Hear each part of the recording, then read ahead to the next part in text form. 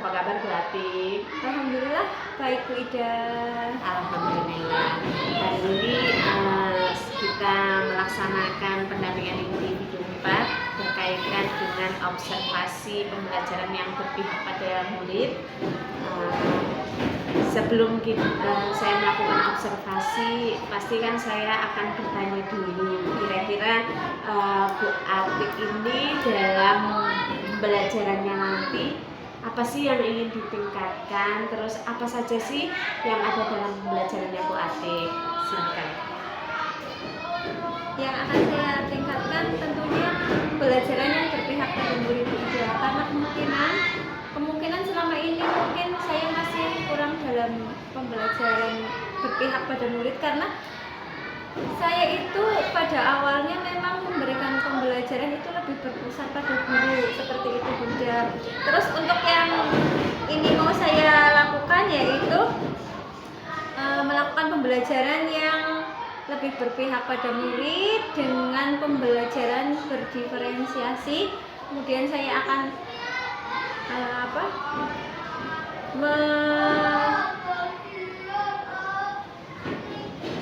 melakukan pembelajaran dengan mempersiapkan secara emosionalnya siswa terlebih dahulu, karena ketika kita melakukan pembelajaran anak-anak itu belum siap secara emosional, itu membuat kita lebih sulit Bu Ida, karena anak-anak mungkin pikirannya masih belum fokus seperti itu. Nanti mungkin dalam pembelajaran juga akan saya berikan ice breaking, jadi untuk meningkatkan motivasi anak dalam belajar juga. Ketika mereka bersemangat, pasti nanti hasilnya juga akan lebih baik, seperti itu Bu Ida. Oke, kemarin saya lihat RPP-nya, di sana ada mengintegrasikan disiplin positif dalam pembelajaran. Kira-kira rancangannya itu seperti apa? Disiplin positifnya yaitu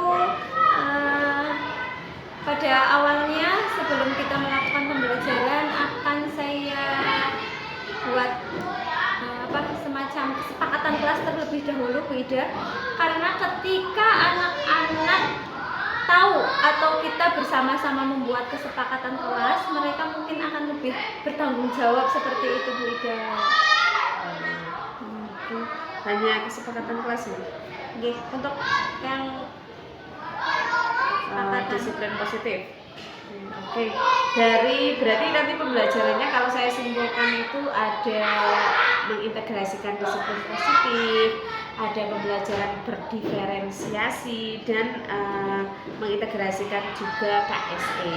Nah, ini kaitannya dengan pembelajaran yang berpihak pada murid itu Bu Atik mau melaksanakan pembelajaran berdiferensiasi. Bisa dijelaskan lebih rinci kira-kira diferensiasi nanti yang akan tampak itu menurut rencana pembelajaran Bu Atik itu seperti apa? Nah, untuk siswa saya kelas 5 ini biasanya saya itu mengajar cuma secara lisan Bu Ida, tapi ini saya akan menggunakan proyektor. Saya harapkan itu nanti ketika saya menggunakan proyektor, anak-anak lebih antusias, karena mungkin bagi mereka itu sesuatu yang baru, seperti itu Bu Ida. Selain itu juga nanti karena materinya berhubungan dengan lingkungan, jadi nanti anak-anak saya ajak keluar ruangan agar mereka tidak merasa bosan, seperti itu Bu Ida. Oke, berarti ini diferensiasinya konten dan proses ada nih. Kontennya pasti kan ada media dari proyektornya. Tadi keluar lingkungan berarti ada media dari secara berjalan nyata langsung gitu ya. Jadi di konten ada, prosesnya ada. Apakah hanya konten dan proses nanti? Nah, untuk penugasan nanti untuk penugasan nanti saya akan melakukan jadi diklasifikasi nanti anak yang lebih suka menulis nanti saya jadikan satu dengan anak-anak yang memang lebih suka menulis. Kemudian biasanya kan selain itu ada anak-anak yang suka menggambar juga. Nanti ketika sudah dijelaskan, sudah menyaksikan video, nanti dalam proses tugasnya nanti ada diferensiasi untuk produknya seperti itu Bu. Untuk asesmennya sendiri nanti asesmennya saya menggunakan asesmen formatif dan sumatif. Nah, nanti bisa saya lihat lewat sikap juga, dan formatifnya nanti saya akan memberikan LKPD seperti itu Bu Ida. Siap. Dari keterampilan pembelajaran mengintegrasikan disiplin positif, diferensiasi, dan KSE, kira-kira Bu Atik itu mau fokus yang mana ini? Yang mau ditingkatkan itu merasa saya merasa kurang ini di mengintegrasikan keterampilan ini itu kira-kira di bagian mana? Kayaknya kalau saya belum maksimal semua Bu Ida, nanti biar saya tingkatkan terlebih dahulu itu untuk meningkatkan motivasinya terlebih dahulu Bu. Karena ketika anak-anak sudah termotivasi untuk belajar, nanti selanjutnya itu lebih. Oke. Kalau motivasi itu berkaitan dengan kesiapan belajar peserta didik. Nah, kesiapan belajar peserta didik itu berarti KSE. Ya. Berarti kurang lebih yang akan ditingkatkan berkaitan dengan keterampilan KSE, fokusnya adalah bagaimana meningkatkan motivasi belajar peserta didik. Oke, selamat bersenang-senang dengan peserta didiknya Bu Atik. Nanti selama pembelajaran nggak usah memperdulikan saya yang di belakang. Pembelajaran berlangsung seperti biasa saja, dan nanti saya hanya menonton. Itu saja ya. Semangat Bu. Baik, terima kasih Bu Ida. Oke, sama-sama.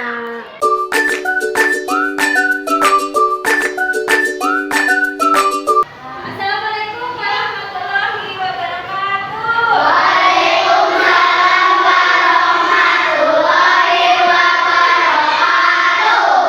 Selamat pagi anak-anak.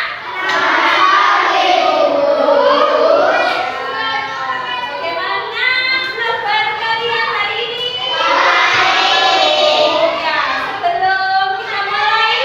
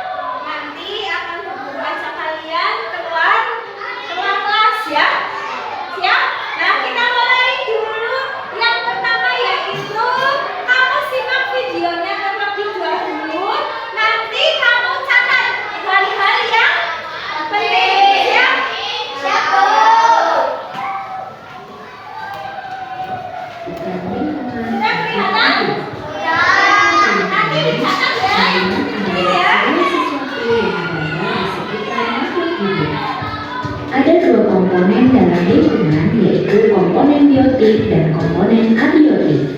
Komponen biotik adalah komponen semua makhluk hidup di sebuah lingkungan, yaitu manusia, tumbuhan, hewan, dan makhluk hidup lainnya. Kemudian komponen abiotik adalah segala benda tak hidup yang mempengaruhi kelangsungan hidup makhluk hidup di suatu lingkungan, seperti cahaya matahari, air, udara, tanah, dan suhu. Kemudian, habitat adalah lingkungan tertentu yang ditempati oleh makhluk hidup. Selanjutnya, kita akan belajar tentang apa itu ekosistem. Tetapi sebelumnya kita harus ketahui dulu bahwa ekosistem terdiri atas individu, populasi, dan komunitas.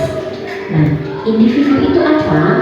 Individu adalah makhluk hidup tunggal. Contohnya, seekor ikan badut, atau sebuah pohon, atau seekor burung bangau, dan lain sebagainya.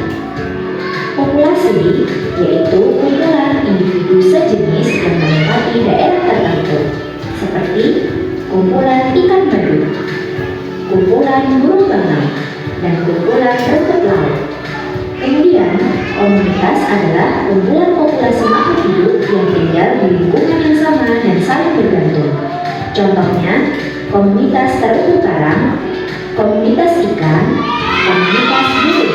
Jadi maksudnya komunitas ikan itu di situ tidak hanya ikan badut saja, tetapi ada ikannya dan sebagainya.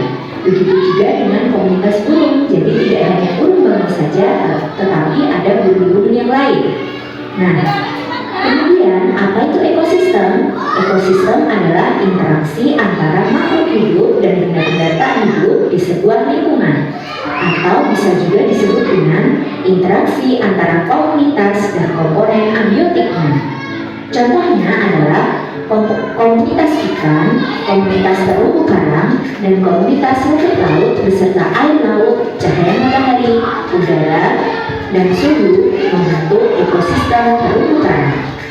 Selanjutnya, berdasarkan cara terbentuknya, ekosistem ada beberapa jenis, yaitu ekosistem alami, ekosistem buatan, dan ekosistem suksesi. Ekosistem alami adalah ekosistem yang terbentuk tanpa campur tangan manusia. Ekosistem alami dibedakan menjadi dua, yaitu ekosistem darat dan ekosistem air. Ekosistem darat terdiri dari ekosistem hutan, padang rumput, padang pasir, tundra, dan taiga. Sedangkan ekosistem air dibedakan menjadi ekosistem air tawar dan ekosistem air asin. Sedangkan ekosistem buatan yaitu ekosistem yang dibuat oleh manusia. Contohnya sawah, ladang, perkebunan, bendungan atau waduk, dan kolam. Kemudian ekosistem suksesi adalah ekosistem hasil suksesi lingkungan yang didahului oleh kerusakan. Misalnya ekosistem yang terbentuk setelah gunung meletus, tsunami, penggundulan hutan, dan kebakaran hutan. Berikut ini adalah contoh ekosistem. Ekosistem air tawar, yaitu contohnya pada danau, kolam, dan sungai. Ekosistem air tawar merupakan ekosistem yang mendapatkan cukup sinar matahari. Tumbuhan yang dominan hidup di ekosistem air tawar adalah ganggang. Kemudian ekosistem air asin. Contohnya ada pada ekosistem terumbu karang dan ekosistem laut dalam. Makhluk hidup yang ada di sini adalah tumbuhan alga yang menghasilkan makanan sendiri, kemudian berbagai jenis ikan, kerang, koral, dan makhluk laut lainnya. Contoh ekosistem berikutnya adalah ekosistem hutan hujan tropis. Ekosistem hutan hujan tropis mempunyai ciri curah hujan yang tinggi. Tumbuhan yang tumbuh di ekosistem ini adalah anggrek dan rotan. Sedangkan hewan yang hidup pada ekosistem ini adalah burung, kera, badak, dan harimau. Contoh ekosistem berikutnya adalah ekosistem sabana. Cirinya yaitu curah hujan lebih rendah daripada hutan hujan tropis. Tumbuhan yang hidup di ekosistem sabana adalah rumput dan pohon palem. Hewannya yaitu serangga, singa, dan zebra.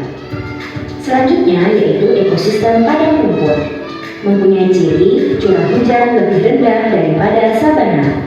Tumbuhan yang tumbuh pada ekosistem padang rumput adalah rumput dan semak perdu. Hewannya yaitu ada bison, singa, gajah, jerapah, kanguru, dan ular.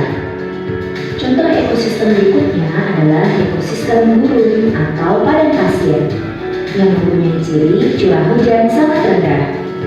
Tumbuhan yang hidup di gurun adalah kaktus dan tumbuhan dengan daun duri. Hewan yang hidup di sana adalah semut, ular, kadal, kalajengking, dan unta. Berikutnya adalah ekosistem taiga yang memiliki ciri curah hujan sangat rendah saat musim dingin.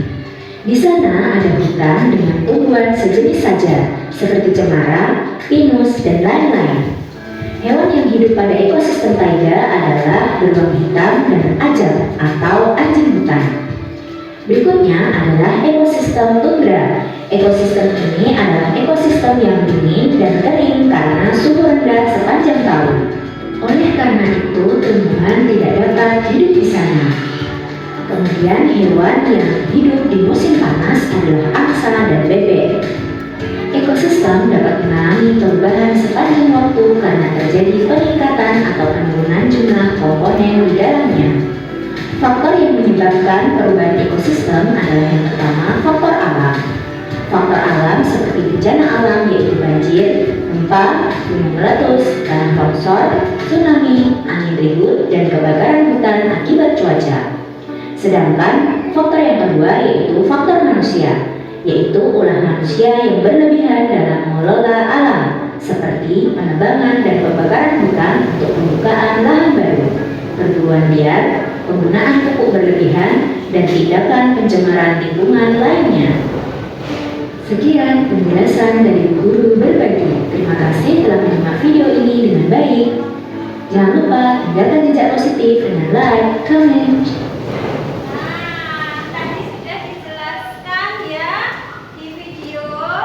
Kira-kira tadi setelah menyimak video, ada yang masih ingat atau menulis tadi ekosistem itu apa? Ayo. Ayo. Apa tadi? Ya? Tadi ekosistem itu apa? Bedru? Ekosistem itu tadi apa, Bedru? Ekosistem apa? Ayo. Ekosistem adalah segala ya, sesuatu. Ya, coba Alifa, yang keras suaranya Alifa. Ekosistem tadi apa? Ya.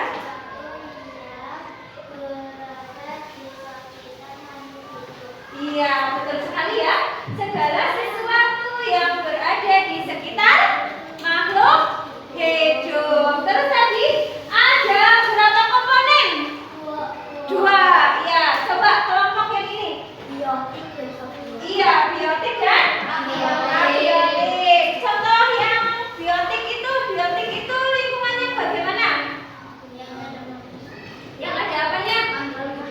Iya, yang ada makhluk hidupnya. Contohnya apa? Hewan, tumbuhan. Iya, betul sekali. Coba kalau yang lingkungan abiotik kelompok sini. Lingkungan abiotik itu yang bagaimana? Iya, binatang hidup. Contohnya apa? Iya, terus? Kalau di sekitar kita di kelas ini, contohnya apa?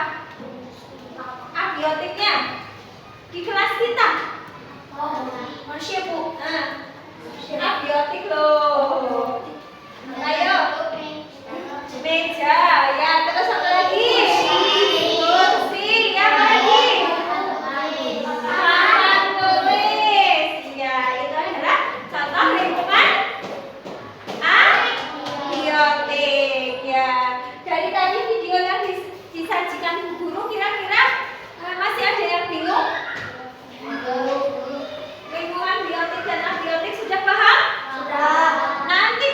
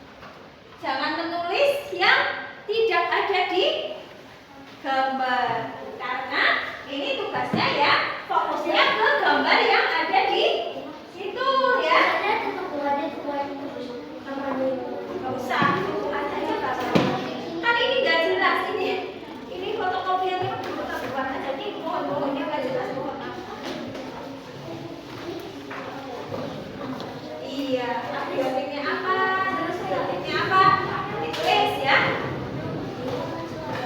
Terus itu yang di bawah ini nih, huruf apa namanya?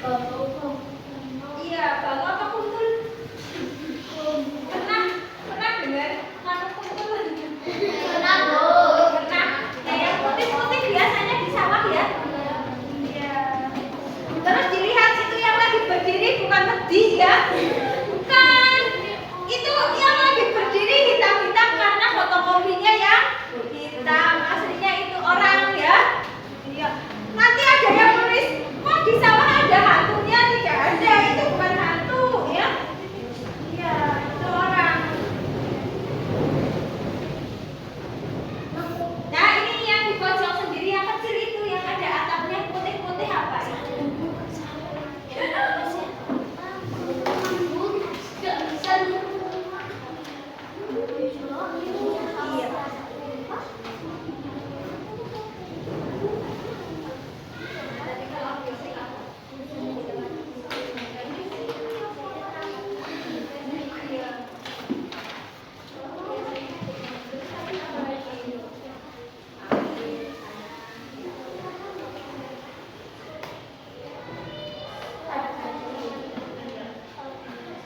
Diisi sesuai gambar. Kalau cuma ada satu ya tinggal ditulis satu ya.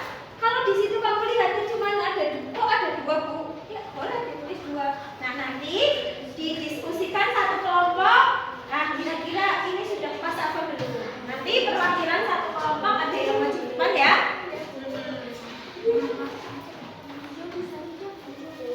Belum di sini.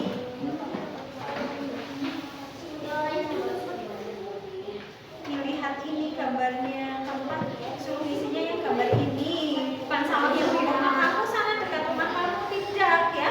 Lihat di sini. Sudah?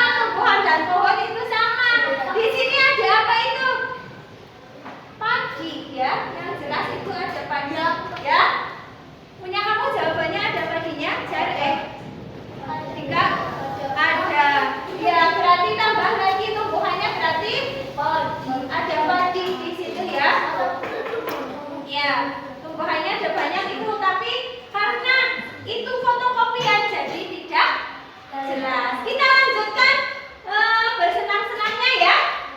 Nah, sekarang tugas selanjutnya yaitu kita akan keluar kelas. Mau ngapain? Ya, ekosistemnya ada di mana? Lingkungan sekolah. Ayo kita keluar bersama-sama. Nah, nanti kelompoknya tidak berubah ya. Kelompoknya masih tetap dengan kelompok masing-masing. Ayo kita keluar dari kelas.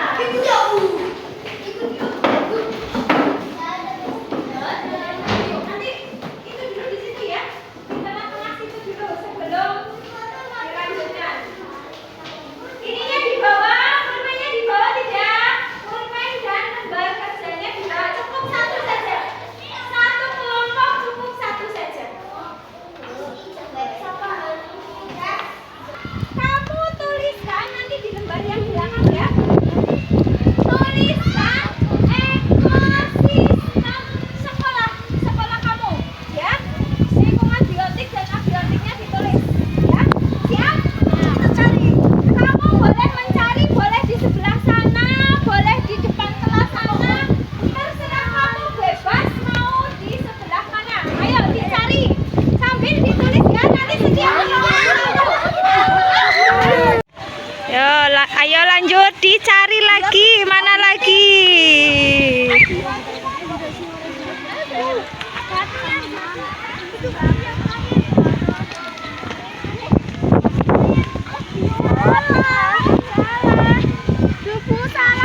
Ya tinggal dicoret kalau salah.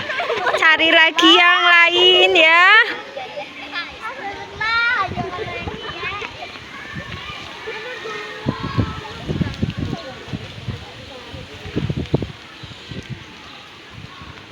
Ayo dicari, kan bisa dilihat. Bisa dilihat, kamu di sini bisa dilihat ada apa saja ya.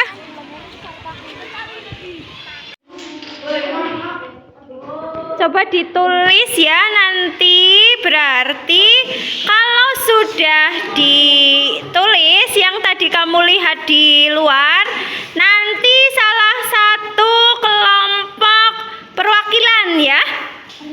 Nah, kelompoknya siapa yang mau maju? Syakir. Kelompoknya Alifah ya. Tadi kan anak laki-laki sudah. Sekarang anak perempuan. Ayo, Alifah mau maju sama siapa? Sama. Ayo Alifah maju. Sini. Tengah-tengah sini. Yang lain sambil mendengarkan terus nanti ada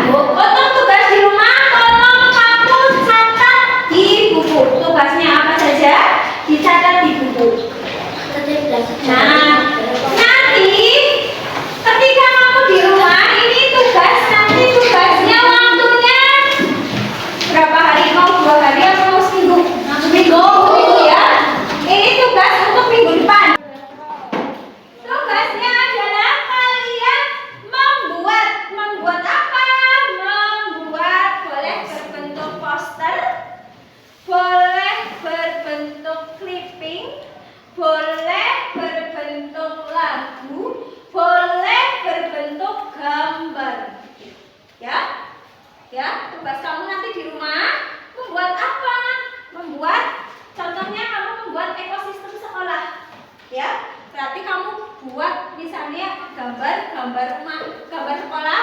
Kemudian di sekolah itu ada apa saja, itu nanti pakai, kalau yang pakai gambar, ya. Kalau nanti yang kamu ingin membuat misalnya clipping, kamu carilah gambar-gambar yang ada misalnya di koran atau di apa, itu nanti digunting terus ditempel di mana? Di buku gambar, ya. Nanti ditulisi. Misalnya kamu menemukan gambar bangunan sekolah atau kamu menemukan gambar ini, misalnya kamu menemukan gambar sawah. Sawah di situ yang ada apa namanya? Ada orangnya, ada binatangnya, ya. Nanti bisa kamu gunting, kamu buat apa? Clipping. Nanti digunting ditempelkan di buku gambar. Ya, buku gambar ya. Terus kalau kamu yang suka menulis, kamu boleh kamu membuat tugasnya berupa dialog atau percakapan. Nah, contohnya percakapannya seperti ini. Percakapannya seperti ini contohnya. Misalnya kamu mau menceritakan tentang ekosistem sawah, ya. Di situ kamu bisa menceritakan bagaimana kamu mau pergi ke sawah, terus kemudian di sawah kamu menemukan apa saja, dibuat tulisan atau percakapan.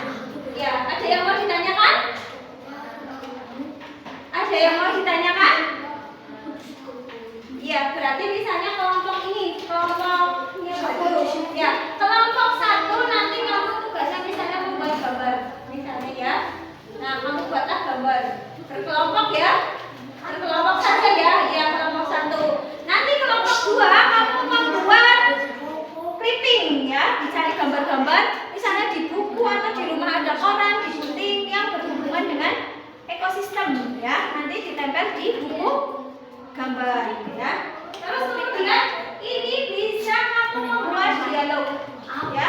Membuat dialog contohnya misalnya kamu mau melihat ekosistem sekolah, berarti kamu berangkat sekolah, nanti kamu buat percakapan dengan teman-teman di sekolah, kemudian di sekolah kamu menemukan ekosistem apa yang ada di sekolah, seperti itu ya.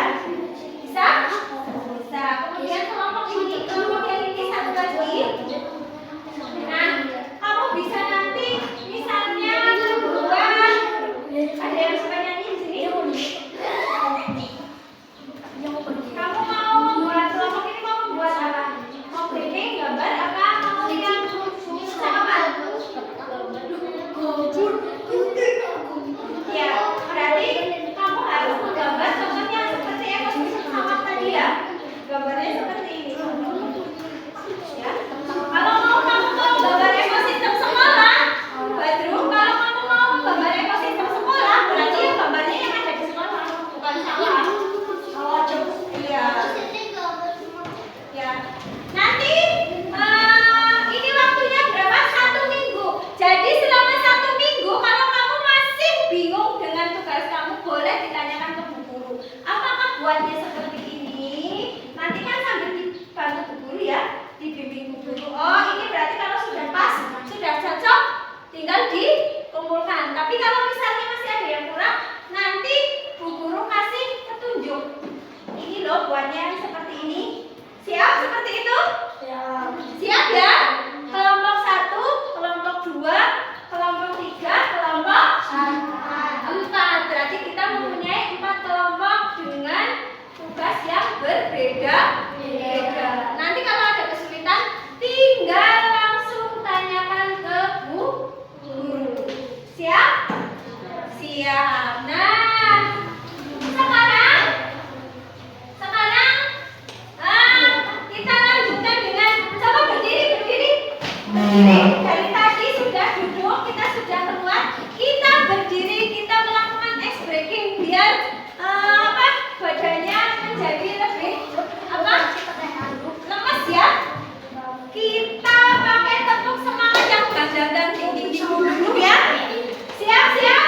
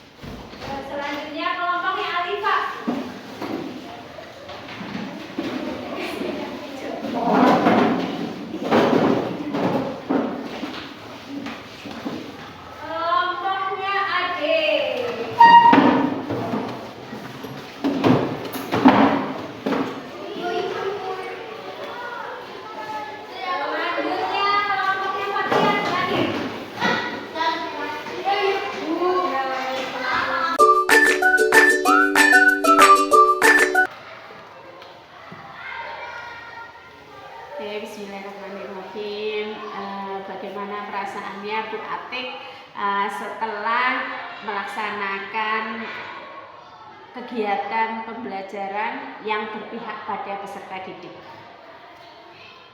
Saya sudah berusaha ya Bu Ida, ini maksudnya saya sudah berusaha agar anak-anak tidak merasa jenuh dengan apa yang saya sampaikan seperti itu. Dengan saya tadi sudah menyelipkan ada ice breaking juga biar anak tidak bosan, dan sudah keluar membawa anak-anak keluar ruangan, mungkin mereka lebih senang karena ketika keluar ruangan mereka itu mungkin membayangkan sesuatu yang bebas seperti itu, Bu Ida. Seperti itu. Oke, perasaannya Bu Atik sendiri sudah puaskah ketika tadi di awal disebutkan bahwa keterampilan yang ingin dikuatkan adalah keterampilan menguatkan peserta didik, membangun motivasi peserta didik untuk merasa nyaman, bahagia selama kegiatan pembelajaran. Nah, sekarang saya mau tanya dulu perasaannya Bu Atik, apakah sudah terpenuhi kompetensi yang tadi ingin ditingkatkan? Perasaannya? Perasaan saya alhamdulillah senang Bu Ida, karena ternyata mungkin selama ini saya belum menerapkan hal seperti apa yang saya lakukan tadi. Mungkin baru setengah-setengah ketika anak belajar, pikiran saya tidak fokus. Nah, dengan kegiatan ini saya lebih fokus dan saya lebih mempersiapkan. Jadi saya merasa lebih senang seperti itu Bu. Mudah-mudahan nanti kedepannya bisa lebih di planning seperti ini lagi untuk menggalinya lebih lagi Bu. Oke. Keterampilan yang tadi yang ingin ditingkatkan sudah mulai dilaksanakan belum? Tadi kan ingin mengembangkan motivasi belajar peserta didiknya. Kira-kira tadi menggunakan strategi apa dan sudah terlaksana atau belum? Tadi saya menggunakan strategi ya. Tadi berarti memberikan tugas-tugas sesuai dengan kemampuan anak seperti itu Bu. Jadi hal tersebut mudah-mudahan juga mampu menggali minat dan bakat anak tersebut. Jadi ketika nanti saya memberikan materi lagi, ketika saya sudah bisa mengkondisikan anak sesuai dengan minat bakatnya, mereka akan lebih termotivasi dan lebih senang lagi mungkin dalam pembelajaran. Oke, tadi sih terlihat Mbak Atik sudah memberikan ice breaking untuk mengembalikan motivasi belajar mereka, menanyakan kebutuhan belajar mereka, menggunakan ekspresi, dan yang terakhir tadi ada refleksi. Mungkin menurut saya itu bagian dari bagaimana meningkatkan motivasi belajar peserta didiknya. Nah, menurut Bu Atik, pembelajaran berikutnya, kira-kira hal ini itu akan tetap dilakukan, diberi tambahan, atau kira-kira sudah mungkin seperti ini saja sudah cukup untuk pembelajaran yang saya lakukan gitu. Kalau menurut saya sih seperti ini Bu Ida. Jadi proses belajar itu kan proses belajar, kalau saya pinginnya belajar sepanjang hayat seperti itu Bu Ida. Jadi ketika sampai di titik ini saya sudah bisa mempraktekkan hal tersebut, saya akan konsultasi dengan rekan sejawat, dengan guru-guru yang lebih memahami. Nah, saya ingin konsultasi, jadi apa yang sudah saya dapatkan sekarang, nanti setelah saya berkonsultasi dengan rekan sejawat dan guru yang lebih kompeten, mungkin saya ingin lebih meningkatkan lagi Bu Ida. Karena bagi saya sekarang ingin menjadi sosok guru yang selalu dirindukan anak-anak Bu Ida. Jadi ketika mengajar pun saya tidak terlalu menekankan anak itu harus seperti ini, seperti itu, tapi lebih mengeksplor anak seperti itu Bu Ida. Oke, berarti pada intinya kegiatan memberikan motivasi kepada peserta didiknya akan tetap dilakukan. Mungkin kegiatannya bisa berbeda-beda lagi nih. Ini juga saya setuju bagian dari pendidikan sepanjang hayat. Kita akan mencari, menggali hal-hal yang baru untuk inovasi pembelajaran yang kita lakukan. Luar biasa tuh. Karena saya merasa masih kurang seperti itu, jadi saya harus termotivasi juga untuk mencari referensi-referensi lain seperti itu. Memang sebaiknya seperti itu, apalagi tadi ada kegiatan untuk berkonsultasi dan berkolaborasi dengan rekan sejawat, karena kita kan yang memahami peserta didik kita ya panjenengan sebagai guru di sini dan rekan-rekan guru juga yang ada di sini. Luar biasa Bu Atik, semangat untuk mengembangkan dirinya dan semangat juga untuk senantiasa menciptakan pembelajaran yang inovatif, dan yang paling penting adalah bagaimana menciptakan pembelajaran yang menyenangkan dan berpihak pada peserta didik. Terima kasih Bu Ida.